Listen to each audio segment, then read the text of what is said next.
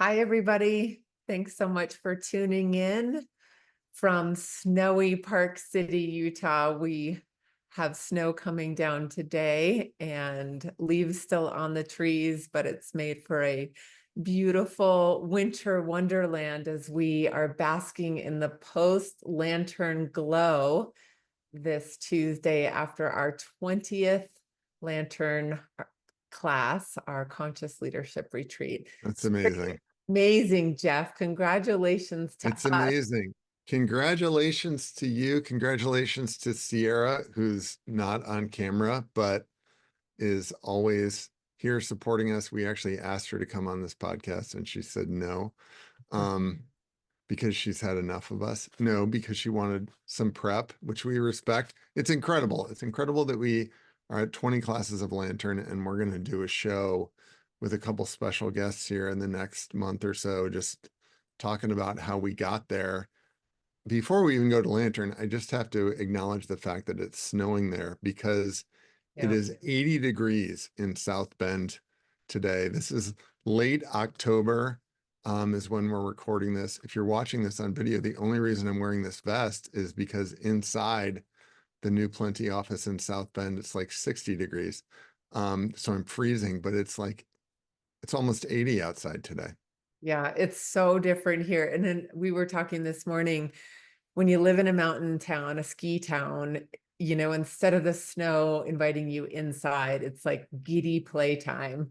My yoga class was packed and we were all commenting on how shitty the roads were, and yet everybody motivated and literally could not see anything driving Hadley to school today in the dark blizzard. But it does like stir up this playful, oh, we're so close to being able to ski and play in the snow and different activities. So It's fun. sometimes that's so great, and other times I just want to curl up in bed and not feel so driven to have to be outside enjoying it. But Well, we were talking about that with last week's class, because it was, as usual, it was sunny. Every day it was sparkling fall weather out there. And, the fall, a lot of times in the Midwest, is kind of rainy and gray and cold. But there's something nice about that too, because it's like an invitation to nestle up and turn on the fire and watch yeah, football. I And need I need some of those days. yep, Well, in yep. the spirit of post lantern glow and just want to be in the soup, what are you reflecting about after last week, our 20th class of Lantern, as you've had a little bit of a space of weekend to kind of sit with the yumminess that occurred and witnessing what we get to Yeah. witness in people's growth and turning their own lights on? What's present for you today as you think about the lantern glow? Yeah, thank you. I mean, thank you for that question and thank you for co-creating Lantern. I'm so grateful, I'm so grateful at the work that we get to do and the people we do it with. And I do think in the next, say, 6 to 8 weeks, we'll have a show where we have a few people from Lantern on and just let them talk about their experience rather than us talking about it. But if you've never been, Lantern is a 4-day conscious leadership retreat. We started 8 years ago, and in that time, I've had 20 sessions and hundreds of people come through. Um, and last week, Jen, we were concurrent with hitting the 20th class. We sent a survey to maybe 80 or so of the most recent graduates, asking them for their comments and what they want to see going forward. And when we were preparing that survey, we commented to the people we sent it to about just just the perseverance it takes a little bit to keep that consistency and keep the through line. And you made a comment to me. I said something about how difficult it was at times. And I thought I was struck by what you said. You said something like, I don't think it was difficult in terms of, not having the vision. It just sometimes takes courage to keep faith for that long, I think is kind of how you said it. And I'm grateful for everyone who's come, who's trusted us with their growth. And I'm grateful to the two of us that we had this idea way back when and didn't put, a 1 semester clock on it or a 1 year clock on it. And often just great ideas. We see this all the time in the business work we do. Great Yeah. ideas just need a little time to take root. Yeah. Yeah. It's What's really, present for you? it's really special. I don't know, like you every time we leave Lantern, we say genuinely, and not every class has been this way. So just to be honest, but I would say in the last few years, it just keeps getting better. Yeah. And we kind of do the high kick at the end of saying best class yet. And it's true. And I'm in awe. I feel I'm in awe of the diversity of the people who chose in last week. Um, not only in backgrounds and roles of leadership in for-profits and nonprofits, but phases of life Hmm. of and Yeah. ages of reinvention and interest in growth, from CEOs to executive directors to program managers to a pastor we had in the room. And, we had 10 different states and country. We had British Columbia to Florida, Wisconsin, Iowa, Utah, Michigan, Texas. I mean, it was incredible. Arizona, Yeah. to see people searching now for conscious leadership, which is amazing. Mindful leadership, growth, conscious growth. Like it is honestly salve to my soul of a dream come true to witness. I think the interest, 8 years ago, we had a vision and could feel what's coming and this genuine desire to help people wake up and attune to their light, their uniqueness, their way, their Hmm. gifts, their purpose.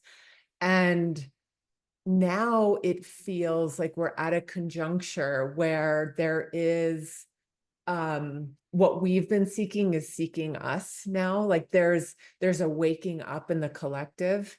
And I'm in awe of how quickly this class went deep and just had thoughtful questions and powerful presence, and we're Yeah. able to get still in the space that we created, that heart space holds, that we've intentionally built her out and intentionally cleanse her and intentionally invite her in to hold these strangers so that they can come home to themselves. And in doing so, come home in the oneness of community in others, with others.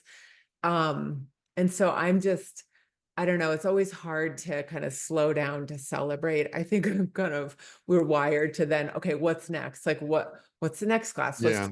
25? But to really bask in the witness of human transformation, in that it does not have to take long. I mean, to witness people's lights turn on and to hear genuinely people around the closing circle saying, this week changed my life in Yeah. 3.5 days, like that is something I've always, and I know we've always wanted to create and serve. And it's not for everybody, and not everybody has those experiences, but to continue hearing more and more that people are getting that clarity for themselves and giving themselves permission to Yeah. be who they are. Like I'm just I'm really grateful that we did have the courage to pursue and to persevere.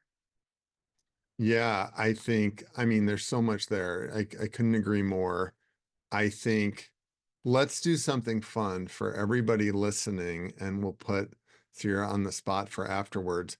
Let's say if you hear this and you're interested, we have 3 classes that are posted for next year, March and June and October of 2025. So class 21, 22, and 23 are going to be great. If you use the code Lantern Glow, one word, we'll give you $200 off. So everybody listening to this episode, and you can pay in 4 monthly installments if you want. We just would love you to be there. And so throwing that code out to anybody who's listening right now. One correction, we're not doing it in March. We're doing it in April. In April. So Whoops. April Fool's Day, April 1st through the 4th, June 17th through the 20th, and October 21st to the 24th, 2025. Love it. Love it. Okay. So, and Sierra will get that code up for us just for everybody listening to this episode. Um, but yeah, I mean, so much of what you said speaks to me.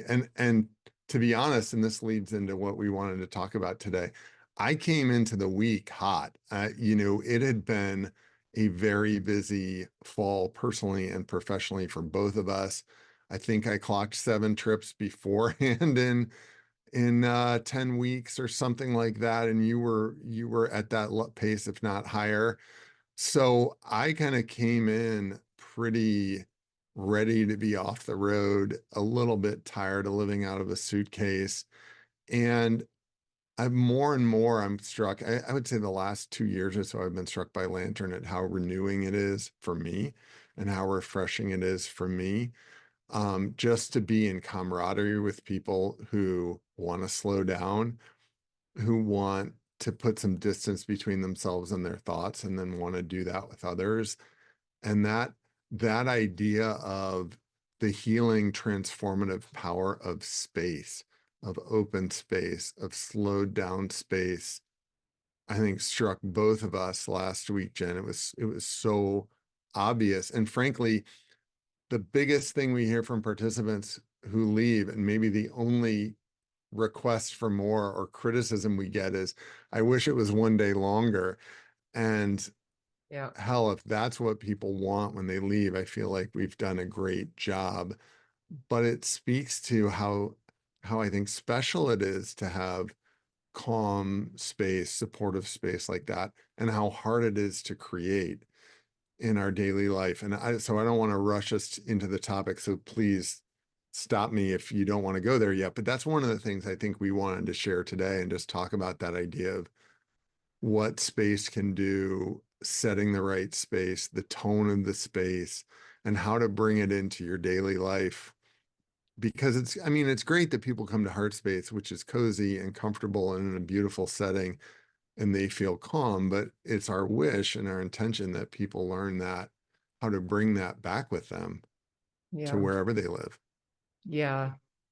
And that you don't need 4 days to do it. You could do it in a moment, or, as part of your morning routine or evening routines. And it's just so much easier to say than to practice at times. But I think before we get to that, one thing that, just to reflect similarly, one of the things we share at Lantern is the greatest coaching consulting hack, leadership hack there is, that if you are on the journey to become more aware, aligned, and intentional, which is how we define what being a conscious leader is, then you become really aware that whatever you share for others is first and foremost always for yourself. And it's not lost on me or us that every Lantern has a different theme, a different growth lesson, a different feeling, vibe, offering. And it's because we are growing right along with the participants. And our intent has been, and my intent for my whole life has been, how close can I get the congruency gap between what I say and do, and making sure that I'm modeling what I'm speaking to, and I'm actually living that truly. Now, for me, because I'm such a seeker, and you are too, driven to perform and be perfect at times where I don't even realize I'm doing so, that giving myself grace and acceptance and compassion when that gap is wide, right? Like, not there yet. But Right. I really noticed coming into Lantern, this grip that I had on myself and I had on us and the team and performance, and not being where I want to be, having things take so much fucking longer. Our book, why isn't it like read by millions of people now, and how hard it is at times to have some people actually even read it. And yet the people that do, really receiving what they're saying and trusting that there's the divine timing of when people are ready, when I'm ready, when we're ready to receive and to experience things. And I don't know, I can't point to one thing, but I do know that by Friday, I had experienced my own personal shift. And the shift was this settling into Mhm. allowing. Just that's the word, like allow, not don't push, allow, don't prove, allow. There's like no, not that there's not more work to do, but let it come to me. Mhm. Allow the universe, allow the people, and surrender that. And we talk about that all the time as we're living lantern. And yet I think in my system, my nervous system, something shifted into a more trusting, um, personal shift that calmed me. Now, I'm sorry, I may flip to the other side at some point, but um I definitely needed that more than I realized. And I think that's what you're talking about too. We were able to create the space, be in the space, and also receive the space to be more calm. And when we can do that, we know for ourselves, we perform better as we lead teams when we are leading in a calm way. When we create calm cultures, teams perform better, humans have better potential. We are literally able to connect the dots more and see more solutions. We have a broader awareness and perspective to take in information. So intellectually, it was like everything we talked about at Lantern, but Mhm. I felt more of a personal shift than I have in a long time. And I've needed it because I've equally been on a hamster wheel that wasn't sure how to get off that pace.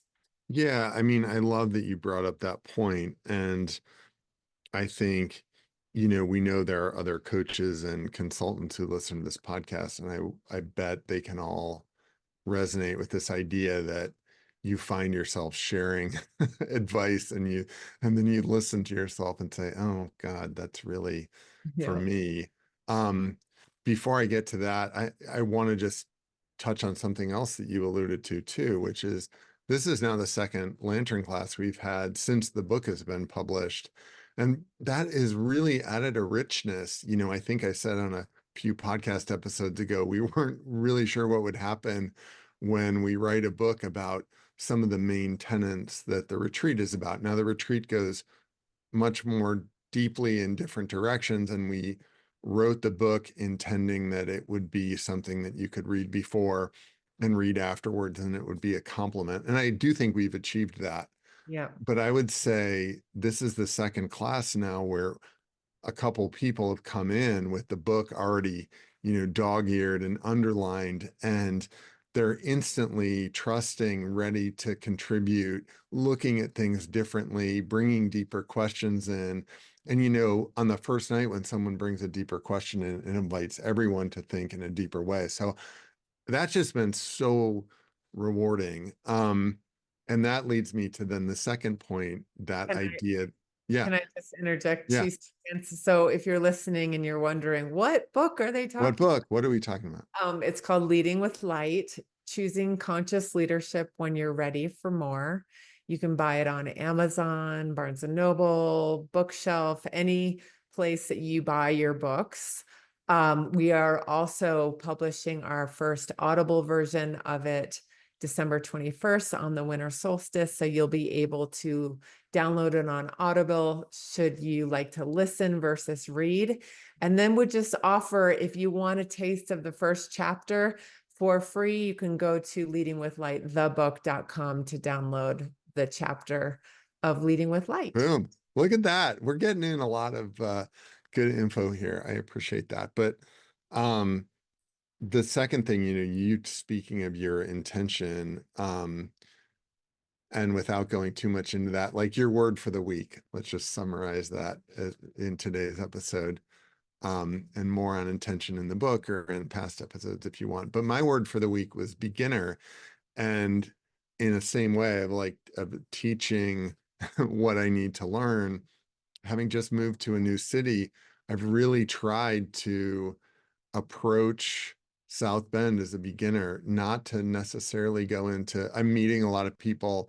I'm deliberately reaching out and networking, and I found it so gratifying. And one of the things I'm coaching myself to do is not go in with the old stories and not necessarily describe myself as I would have 20 years ago, to be present, to be contemporary, to birth myself into being each day.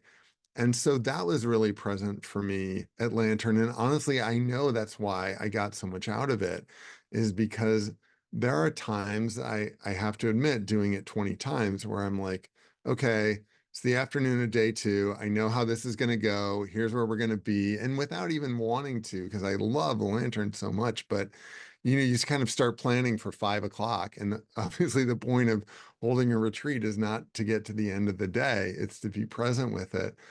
And as you always talk about, Jen, when you are present to it, when you have a beginner's mind, when you kind of erase your page of what you expect, you're present to all kinds of new things. And even a conversation that you might have heard 10,000 times becomes much more interesting because you're paying attention to it in a different way.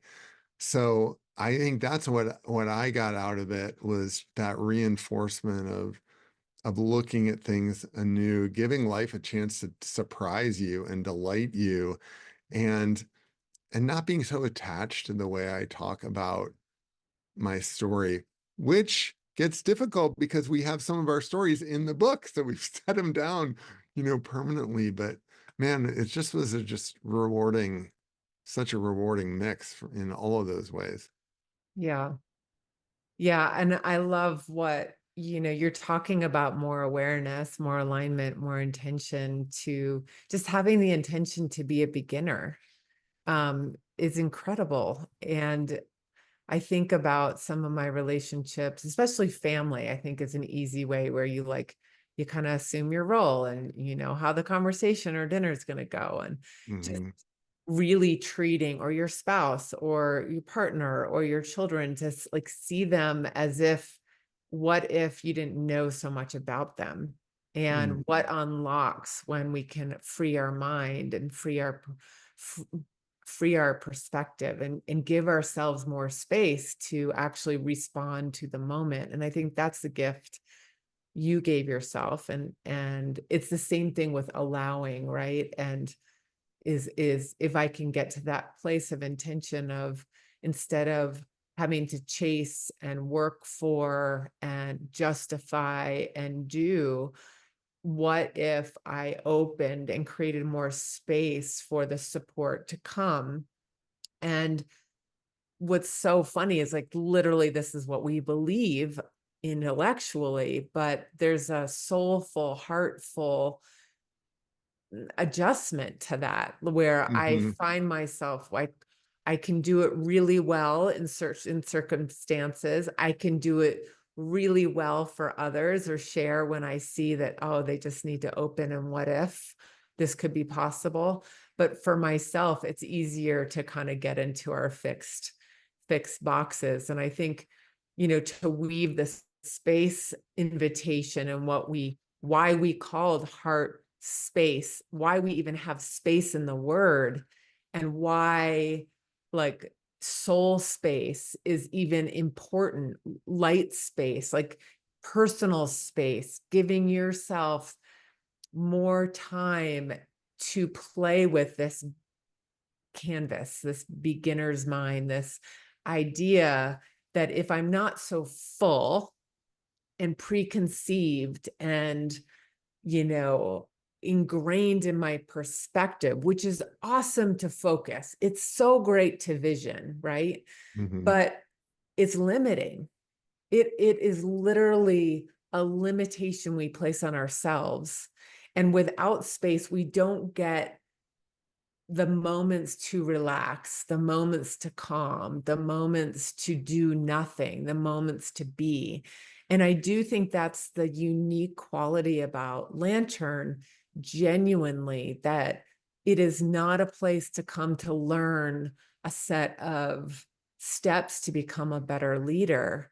It is a space where you can be more of you, to be like, when you're being, what does that look like? And Mhm. I think, to your question, how do we bring that home? And for others listening, when they maybe haven't come to Lantern or can't come to Lantern, what are some thoughts, like, as you bring your intention to be more spacious in bringing this beginner approach, not only to South Bend, but to your new office, to home, like, what works for you? What are some thoughts that we could share?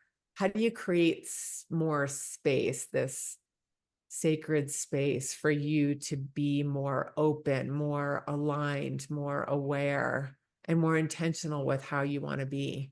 Yeah, it's a great question, and let me share a couple things, and then I think there was that I want to ask you about that one moment that there was a moment in Lantern where we were talking about before we started recording that was it's just such a great teaching point and a great question on kind of on this topic.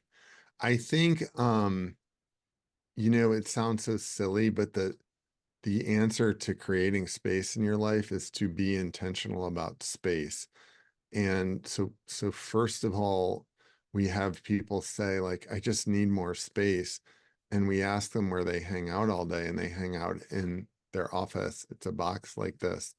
And so literally getting outside, changing the space around you, nature is the amazing cure-all for so many things. And the 10-minute walk is an amazing reset without your phone, right? A 10-minute walk where you go out and go into the trees. And I think that more and more since my move, and we now live in a really wooded, secluded area, it's easy for me to get outside and immediately be in a place where I can't see any structures, I can't see any houses. There's a little stream, and wow, is that the blood pressure healer, So, but what seems challenging is remembering to do that. So Yeah. then the second thing about space is like structural space. And Jen, you and I work so often with executives on just like taking control of their calendar a little bit. And, at 5 o'clock at the end of the day, there's no reason I need to spend an hour more looking at email, or no reason I can't take 15 minutes right at that point to walk around outside. And so changing my space, being intentional about the structure around my space. And I think being in a new city has made me also intentionally seek out new spaces. There is a reason that throughout human history, people looking to connect with spirit have constructed sacred space. And whether you think about like Notre Dame's cathedral, which is amazing and has a particular religious viewpoint, or you think about sacred spaces like Sedona and Mount Shasta and places like that in the world, you know, seeking out the spaces that others have found to be sacred, you'll find that energy is there. So I'll stop there, but it comes back to intentionality, and same thing to you. You made an interesting comment at the beginning about how fun it is that it's snowing, and there are also times where you need like nesting days instead of skiing all day days. What do you find that you do to help be a little more intentional about having space in your day and your heart? Yeah, well, I think one thing that's become quite a habit recently, um, is I have prioritized taking Hadley, my 14-year-old daughter, to school. Now she could take the bus, but having an older son, Riley, who's sophomore in college, I know now I have perspective of how quickly this time goes between now and when she's going to get her license, which just feels like, oh my gosh.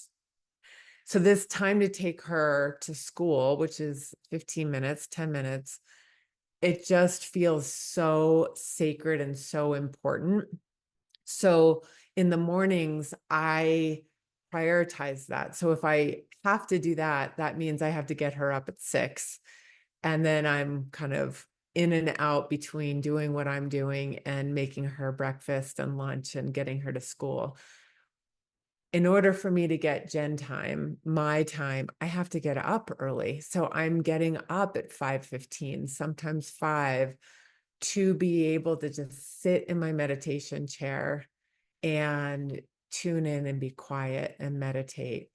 Um, I've really enjoyed recently, I'm taking these 2, as you know, psychic training courses, and they have very different styles, and I'm learning very different things from both of them. One is accessing my guides and the departed and mediumship and psychometry, which is the ability to read energy of objects. And then the other is very like a different way to use crystals and clear chakras and use my energy healing. So I'm finding that both those things require practice. They just don't happen. I have to spend more time in a quiet, spatial place, accessing different realms. And in order to do that, I have to get up early. So Yeah. it's from a, I don't know what word you used first about space, but the second term you use structural space. So I've found that I have to put structure in order to Yeah. access that calm. I have to get up early and have my alarm go off at a certain time. Um, and then the last thing I will say, I have had the experience this past weekend of having my husband Christian take Hadley to Denver for lacrosse. So I had the house to myself post lantern for the first time in a long, long time.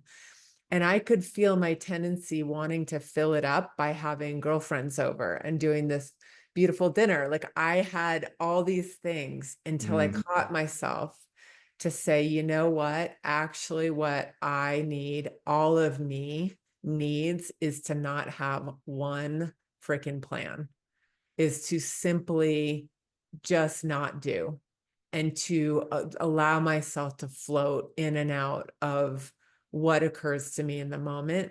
And I really gave myself space between Friday night after Lantern and Sunday when I had to go pick them up to the airport to be able to be agile and flexible and tune in and responsive to not what's coming at me, but what did I feel good about doing or just being. So that was a new practice, and it was really, I would say, Yeah. helpful to fill up the bucket.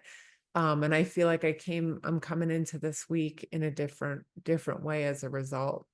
I love that. Well, I love the 5 a.m. club. We've both been card carrying members of that, and that is such a great hack in so many ways. It makes you go to bed earlier too.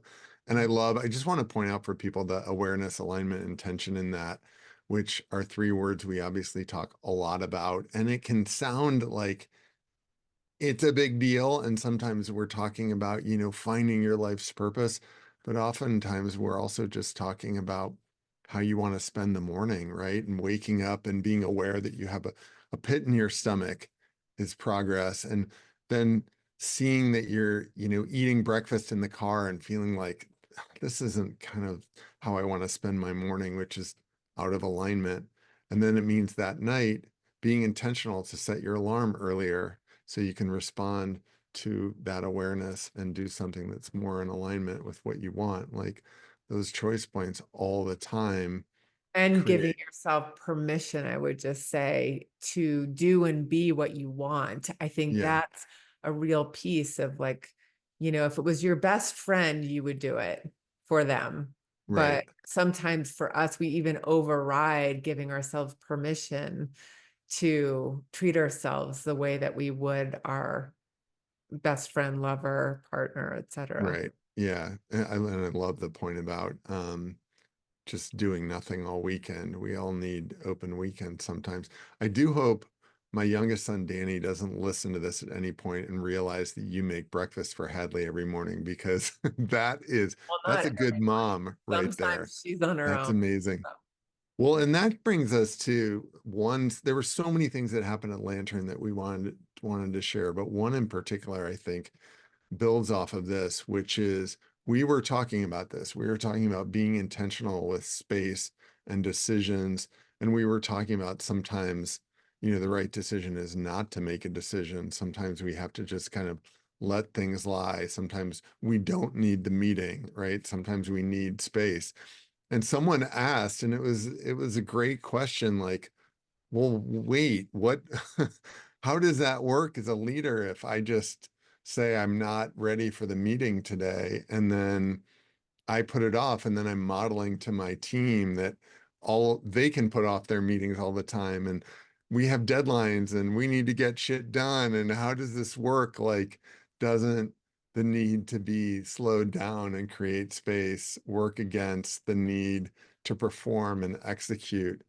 And it was an interesting back and forth that I feel like the person who said it was speaking for many people we work with, right? That it seems like, okay, creating space, being intentional is something I can do between Friday at 6 p.m. and Monday at 8 a.m. But the rest of the week, like, I have to put that aside. So just wanted to hear you riff on it. And I wanted to riff on it a little bit too about, is it possible to create space and also execute and respond to a life that, whether we want it to be or not, sometimes is busy? Well, I will just say I definitely got triggered with that.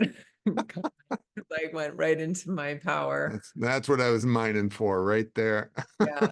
No. Well, I think what it wasn't intentional, but what I witnessed is that it was a great question. I probably, in hindsight, would have been less prickly than I was in the moment, or less triggered, because what triggered me was the jumping to the extreme of all of a Yeah. sudden that if I'm tuning into the feeling, and what we were trying to teach people was listening to your body's wisdom, that your body has wisdom. And are you listening to it? Do you have a relationship with it? Or are you listening in your head and you're cut off from the wisdom coming forth? And we were teaching, how do you know? How do you tune in? Well, do I feel expanded or contracted? Do I lean in and light up and feel free and calm and interested? Or do I feel like I'm contracted, I'm procrastinating, I want to do everything but this meeting? So Hmm. that was like the context of, I think, tuning into the feeling of the feeling. And how do you know? Like, do you have to meet just to meet? And what we find with a lot of executives is that the teams are so over zoomed, they're over teams, they're over scheduled with all these Yeah, meetings. And absolutely. is anybody stepping back and saying, is this really needed now? Do I feel expanded to have this meeting? And if you don't, giving yourself permission to tap out, like, is it really urgent that you have to be on this call? Or do you have to lead it? Is today the utmost important if you are not feeling it, if you're feeling unmotivated, overwhelmed, stressed, scattered? We would point to that feeling is not productive. It is not a performance measure. In fact, Hmm. the opposite is true, that when you are feeling calm in your leadership, in your way, and in your day, and when you show up with that and your team is feeling calm, performance increases. impact increases, efficiency increases, our nervous system's calm, our cortisol levels calm. And with that, we perform out of, we kind of get out of the fight or flight cycle. But when we are stressed, when we are overwhelmed, when we are agitated, our cortisol levels are higher. We are in fight or flight response, which means we hear less, we connect the dots less, we focus in more because we're in survival mode. So you could make a great argument, just like you do in any sport performance, that a meeting is more productive for all involved if we are feeling invited in, calmer, open, and expanded. And I Yeah. think that's the point, right? Of like, I love, using your word here, like, can you feel the agency, the choice point that you have to choose in and choose out of creating structural space? And sometimes just because you have meetings on your calendar, and this is not meant to be pedantic, because of course you all listening cancel your meetings, like just like we do. Right. Something comes up, it's more important, has a higher priority, and that meeting, you cancel it or reschedule it. But instead of having to have a reason where something comes up that's more important, what if you could just really tune into the feeling of your state of calm? And the state of calm often comes from giving yourself space to even check in to see how you're feeling and what's Yeah. on with you in the present moment. So, um, as often happens in moments like that, when I get on a passion point, my power comes out, and I don't mean to blow people away, which kind of happened in the room. Well, Um, but say la vie, it is. but I mean, yeah, maybe a little bit. I wouldn't take that too far. It was the the whole week was amazing, but this conversation was good, and I think obviously it stuck with us, so it's become something that we still want to unpack. What there's two things that you said there that that occur to me. The one is, and I'd love to do a full episode on this. You reference sports, and every time we use sports analogies, people get it immediately. People are so comfortable with sports visualization, with sports mental performance, with Breath sports, work, yeah, muscle with preparation. sports meditation and breath work. Everybody would say, like, if you're on the 17th hole and you're tied for the lead, the last thing you want to do is tense up. And if you tense up on the golf course, you're going to immediately shank it. Like, most people, whether they're athletes or not, find that totally gettable. And even the analogy that I think you used last week, that a professional golfer will go through the entire course in their head. We're all used to hearing that. But man, as soon as you engineer it to any other part in business or in life, people are like, hey, it's too woo woo for me. So I just find that fascinating, Right. especially having been raised as a musician and not an athlete. And I think we should do a whole episode on like people's why we're prejudiced against anything unless it's sports. But my second thing that I'd love to say is, I think that she made the question, or that this question came up in Lantern, just speaks to this like false choice, or this dichotomy that's not real, that we've been fed. And the dichotomy goes like, either things are calm and enjoyable, or we're high performing and we hit deadlines. And what you're trying to point to is, that is fake. That Yep. isn't real.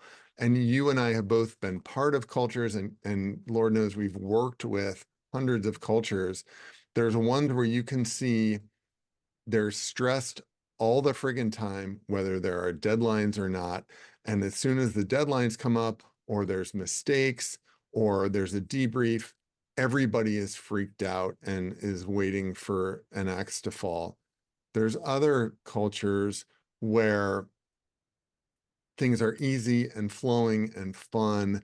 And I think what you're trying to say is, in those cultures get more done and it's more fulfilling, and they actually perform better and get better results.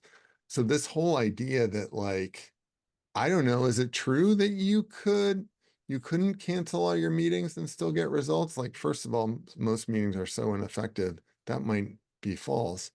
But I think we're not saying like the deadlines always can be fungible or that we always postpone our deliverables.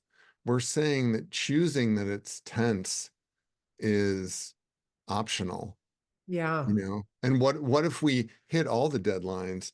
And what if we made the decisions in one third of the time and the mood was, you know, uplifting and supportive instead of we need to hash it out and grind it through and oh my gosh, we're going to be lucky if we finish by 5 o'clock. And I think people listening know the mood that I'm speaking to. And that's what I really think you brought up. And I think you made a nice point when it came up about, well, why do we accept that that's the way that every time we have something due, it's going to be stressful?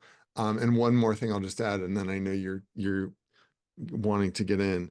My daughter right now is a freshman in college, and one of the things that they, you know, are teaching you in college is just they overload you with work, and it happens in graduate school too. And that's part of what I think it's deliberate. I've never met with an administrator, but I assume like because from a meta perspective, they're trying to get you to be able to realize that not every test is important as every other, and there will always be things that you need to do. And it's not to make your cortisol levels like permanently high. It's actually to help you see, like, okay, I can trust that sometimes I do better than other times. And I can trust that if I don't have an idea for the term paper, that one will come to me. And like, I really think there was a method to the process. Maybe it's been lost now, but so I'll stop there. It was such a great that topic is just one of a thousand examples of the great topics I think we covered at Lantern this past Yeah. week. And maybe just to, I think, wrap it, not in a bow by any means, but come back to the power of presence, that presence is actually a performance measure. Mhm. Presence, the more present you are with your state of mind, your state of being, your feeling of feeling good, your calmness, that actually increases your effectiveness to lead and be. The more present we are, the more aware we are, not only of ourselves and our body's cues, like, am I feeling stirred up? Do I feel the urgency to push through? Am I procrastinating? Do I feel tense in my body? Am I coughing? Like, what do I have a stomach ache? Like, just certain things, not writing them off as random, but that you have a relationship with your body, you have a relationship with your presence. Mm. And when you do, I think what I was pointing to also as a leader, the more present you are with yourself of, instead of just going about these meetings that I have on my schedule this week, can I really sit with the meetings that are scheduled? What are most important? How do I feel when I look at my calendar? Do they feel productive? Do they feel interesting? Do they feel like they really need me? Can I delegate it? Can I cancel it? And when we can do that for ourselves, then as leaders, we can read the room. Because if we're facilitating a meeting or leading a meeting on Zoom and people are distracted and are not there, you are going to have that same fucking meeting again. It is so inefficient, or a conversation with your loved one, because they won't hear you. They won't get it.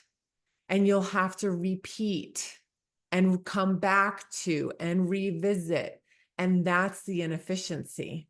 So like, can we practice and giving ourselves permission to, really be present, to want to bring a calmness, an alignedness to our lives. And then it's not just for ourselves, that when we can do that, we can then reschedule with somebody. We don't have to Right. push through it because we recognize if it's happening within me, it must be happening with the other people too. And if they're distracted and overwhelmed and stressed out, they're not going to be present to the content of the meeting, which is why you have them showing up in the first place and Right. are paying for. So Right. in the spirit of like not only efficiency, but like the leak of financial productivity happens when we are thinking it's a binary choice. Either I'm on vacation feeling awesome and I can do all these stuff outside of the workplace, and I give Right. myself all this space to do it here, but the work you have to push through, and stress is just a normal thing of the day to day. So And Jen, can I just say, I think that was the best point you were making last week, and that you've made it again, that one of the things a conscious leader can do if you have a team of people is make it okay for people to let you know if they can't be present, right? exactly. Like if we had a staff meeting of 10 people and there was banging on the from the plumber in the floor underneath, which sometimes happens to us at Lantern, you as the leader would say, look, I don't think any of us can pay attention. Let's cancel this or move it or set it up in a way that we could have a meeting to communicate. And in the same way, we have all this banging inside of our heads and hearts from stress and from anxiousness and from the 10 other meetings we might have to go to, thoughts. So even just allowing your people to say, you know what, I can't be as present today as I want to, which was your original point, I believe, when this came up. And it's an excellent point. And when we create, back to the idea of space, when we as conscious leaders create space for other people to tell us what they need in their space, everybody calms down, everybody gets a little more conscious. So Yeah. just a great set of points. Yeah. Well, I would say we're probably full on points for We're now. full. And let's conclude this conversation for now. We're so grateful for everybody tuning in and listening, and really hope that if you have an inkling of really wanting to become more aware and aligned to your light, who you are, how you lead yourself, how you lead loved ones, how you lead your company, how do you lead your cause, and you're ready for kind of a reconfiguration, remembering of that, whatever chapter you are in your life, we would love to have you. We would love to meet you and welcome you to Heart Space at Lantern next year in 2025. So visit our website, plentyconsulting.com/lantern, should you want to learn more about what it is and um, what's waiting for you. And if not, please check out our book, Leading with Light. If you need a little token to deepen this conversation. Yes. And if you do go to the website to sign up for Lantern, remember for listening to this episode, use the code Lantern Glow for $200 off registration on us. So thanks so much for being here. Great episode, Jen. 20 lanterns. We're amazing. Yahoo! More to come. Thank you. Bye, everybody. Thanks for tuning in. Join the conversation and learn more at www.plentyconsulting.com.